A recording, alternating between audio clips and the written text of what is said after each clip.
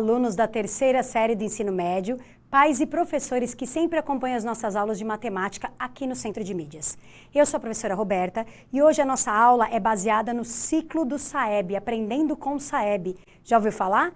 Então, nessas aulas a gente vai resolver algumas questões da prova SAEB. Então, o tema da nossa aula de hoje é funções do primeiro grau. Então, para acompanhar a nossa aula, separe aí folhas para anotação, lápis, borracha e caneta. E não esqueçam que essa aula é uma aula diferente, é uma aula gravada. Então, você pode pausar o seu vídeo sempre que achar necessário, ou para anotar alguma informação, ou até pode voltar e rever alguma explicação, tá bom? Só não esqueça de sempre dar um play para continuar assistindo a nossa aula, tá bom? Vamos começar então a aula de hoje? Vamos começar pela habilidade da aula. Então, qual é a habilidade da aula de hoje? EM13 Mate 510. Então, é uma habilidade nova do currículo novo, isso mesmo. Investigar conjuntos de dados relativos ao comportamento de duas variáveis numéricas, usando ou não tecnologias da informação e, quando apropriado, levar em conta a variação e utilizar uma reta para descrever a relação observada. Então, essa habilidade é uma habilidade muito ampla. O que nós vamos fazer aqui? A gente vai olhar um enunciado, um texto, e a gente vai identificar o que tem naquele texto. Se naquele texto a gente tem como representar o que está lá através de uma função. E essa função, claro, toda vez que a gente tem uma função, uma expressão, que envolve aí duas variáveis, a gente consegue representar no plano cartesiano. Hoje eu não vou representar, mas poderia, tá bom? E no caso aqui das nossas duas atividades de hoje, são funções do primeiro grau. Então, na hora de representar no plano cartesiano, seriam retas, tá bom? Mas com calma a gente chega lá. Então vamos começar vendo qual é a primeira atividade para a gente poder relacionar com essa habilidade e resolver, tá bom? Então, atividade 1 na tela. Uma padaria fabrica 330 pães por hora. Então passou 1 hora, 330. Passou 2 horas, 2 vezes 330. Já estou começando a entender, professora, peraí. Tá. Qual é a função que representa a quantidade de pães fabricados, que é o P, quantidade de pães P, em função do tempo T em horas? Então, vamos pensar, você tem lá 330 pães por hora, tem um texto envolvido aí e eu quero tentar fazer com que esse texto se transforme numa expressão e quando eu tenho essa expressão, se eu quiser, eu posso transformar lá, mostrar lá no plano cartesiano, tá bom? Então, vamos para ver a base da resolução dessa atividade? Vamos para a base da resolução, vamos lá.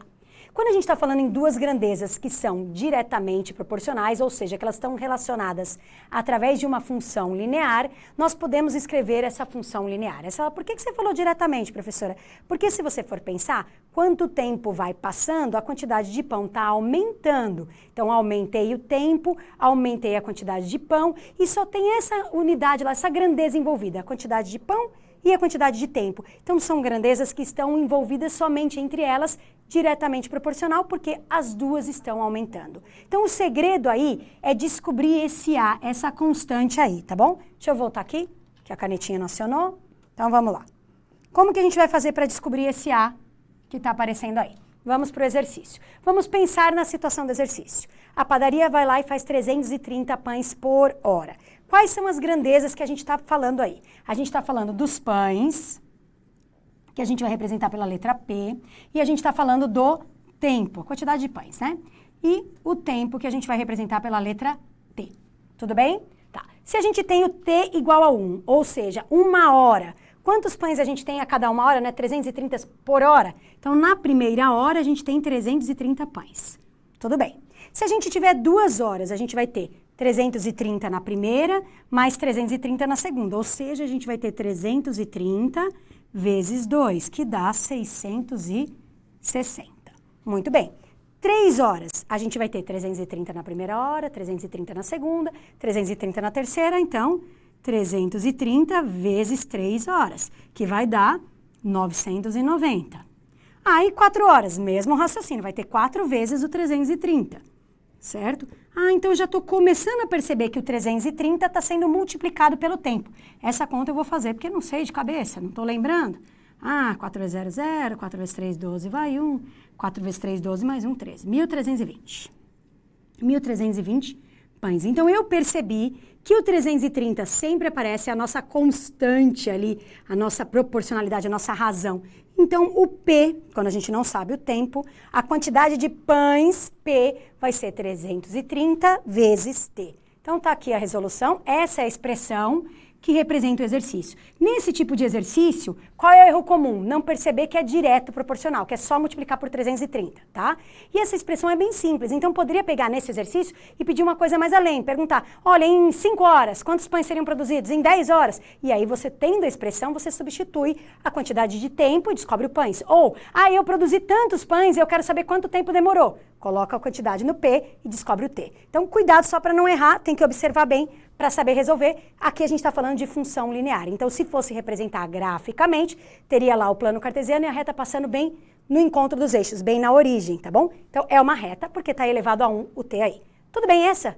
Vamos fazer mais um? Vamos lá. Então, vamos para o próximo. Atividade 2. Vamos ver se essa é igual, se ela é diferente, se ela é parecida. Uma lanchonete tem um gasto mensal fixo de R$600, mais R$10 por torta de frango fabricada. Peraí, respira. Aqui tem valor fixo e tem esses R$10 que é o valor variável. Lá era 330 pães, era o valor variável, né? 330, 330, 330. Aqui esses R$10 é o que vai ficar oscilando. Se for uma torta, R$10, 2 tortas, 2 vezes 10, 20, 3 tortas, 3 vezes 10, 30. Então esse 10 é um valor variável. E esse 600? Esse 600 é um valor fixo, que ele gasta lá e não tem o que fazer, tá lá fixo R$600. Então aqui é um pouquinho diferente do anterior, então não é uma função linear. Não, aqui vai ser uma função afim, tá bom? A gente tem o valor fixo e um valor variável. O valor variável é o que vem a letrinha junto, tá? Mas vamos ver o resto do exercício para a gente saber o que tem que fazer, tá? No mês de dezembro, tudo bem? Essa lanchonete teve um gasto mensal de R$930. Então ela tem 600 fixos, 10 por torta, mas nesse mês ele gastou 930. Será que eu consigo descobrir quantas tortas? É isso, ó. Quantas tortas de frango essa lanchonete fez no mês de dezembro? Então aqui, além de montar uma expressão, eu vou ter que substituir alguma coisa na expressão. Por quê? Eu tenho que saber qual é a relação entre a quantidade de tortas e o valor, o gasto que ele tem, e eu quero saber quantas tortas naquele gasto de 930. Então, para poder fazer a conta, eu tenho que primeiro escrever a expressão. Então, vamos para a base que a gente vai usar aí para resolver o exercício. Então, agora a gente está falando de grandezas relacionadas através de uma função afim. Por que que é uma função afim? Porque você tem um valor fixo e você tem um valor variável, que é aquele proporcional, aquele que nem o anterior, que tinha proporcional, 330 vezes o valor do pão. A gente tem o valor lá dos R$10 da torta, mas aqui a gente tem um valor fixo dos 600. Então, quando aparece um valor fixo, é uma função afim. E quando você vai representar no gráfico, não vai passar lá no 00. Vai passar cruzando o eixo Y exatamente nesse valor aqui, que é o valor fixo. Tá bom? Mas vamos para a resolução da atividade. Então, primeira coisa que a gente tem que pensar, quem são as grandezas envolvidas. Aqui a gente tem duas grandezas. O gasto mensal, não o fixo, mas o gasto total, que é o G, tá bom? Que é o gasto mensal. E a gente também tem a segunda grandeza, que é o quê? A quantidade de tortas. É o T, que é a quantidade de tortas. De frango, no caso aí, tá bom? Então, a gente tem essas duas grandezas. Como que a gente vai montar essa expressão? A gente tem um valor fixo e um valor variável. Quem é o valor fixo? Não é o 600? Esse é o meu valor do B. É o valor que fica sozinho na conta. E quem é o meu valor variável? Não são os R$10 por torta? Então, esse é o valor do A. Então, sempre o valor variável é o que acompanha a letra. Então, aqui, ó, a gente já até montei a expressão para vocês. O gasto vai ser o valor variável, então o G vai ser o valor variável, que são os R$10 por torta, onde esse T vai ser a quantidade de tortas, mais o valor fixo de 600. Então, a gente tem um valor de 600 fixo, e a gente vai pôr aqui uma torta, vai fazer 1 vezes 10 e somar 600. 2 tortas, 2 vezes 10 e somar 600. 3 tortas, 3 vezes 10 e somar 600. Então, toda vez que tiver um fixo e um variável, a gente está falando de função afim. Tudo bem? E o que ele queria mesmo não era isso, não é só a função. Ele está querendo aquele valor lá, tem um 930 no gasto, e eu quero saber quantas tortas, lembra disso? Então, agora que você já tem a expressão, o fixo e o variável, você pode trabalhar com essas duas letras tranquilamente. Se eu te der um valor, você substitui e descobre o outro, tá bom? O que eu dei de informação? Que o gasto mensal é 930, então você já sabe que ele gastou 930. O que você não sabe é a quantidade de tortas. Então, você quer descobrir o T, sabendo que o G vale 930. Então é simples, vou substituir? Vou substituir. Então, vamos substituir. No G, 930. O T é quem eu quero descobrir. E aí eu encontrei uma equação do primeiro grau. Equação de primeiro grau, como resolve? Quem tem a variável, quem tem a letra, a gente deixa de um lado da equação, nenhum dos membros, e os outros termos a gente isola, vai mudando de lado, mudando a operação, lembra? Que está somando, passa subtraindo, subtraindo, passa somando, para deixar aquela letra sozinha e poder descobrir. Então, como está o 10t lá do lado direito, eu vou jogar esses 600 para o lado de cá, usando a operação inversa. Está somando 600, vou subtrair 600. Então, 930 menos 600, ele vai cancelar de lá e vai sobrar só 10t. Aí eu faço 930 menos 600, esse dá para fazer de cabeça, né? Dá 330. E isso aqui é igual a 10t. Ah, como que eu finalizo a equação do primeiro grau? A gente quer deixar a letra sozinha. O que está multiplicando o t, a gente passa dividindo. Então, já vou escrever o contrário, tá? O meu t vai ser o 330 que estava isolado, dividido por 10. Aí, para dividir por 10, aqui é só cortar o zero, né? 33 dividido por 1, t igual a 33 tortas. Quer dizer que quando eu compro 33 tortas de frango, eu descubro lá, eu gasto, né? O gasto mensal é de 930. Se eu quiser, eu posso pôr para conferir se eu acertei. No lugar do t, o 33, multiplico por 10, 33 vezes 10 dá 330, somo com 600, 330 mais 600, 930, que era o gasto mensal. Ah, então peraí, professor, eu tenho que entender que essa aula eu tinha lá um texto, eu tinha que entender que no texto tem uma informação matemática que faz com que eu consiga escrever uma expressão, e nessa expressão eu tenho duas letrinhas que eu posso substituir uma e descobrir a outra. Isso, e além disso, quando você tem as duas letrinhas relacionadas somente com um número, a gente está falando de retas que passam na origem, ou seja, funções lineares. E quando você tem as duas letrinhas relacionadas com um número multiplicando uma letra mais um valor fixo, a gente está falando de função afim.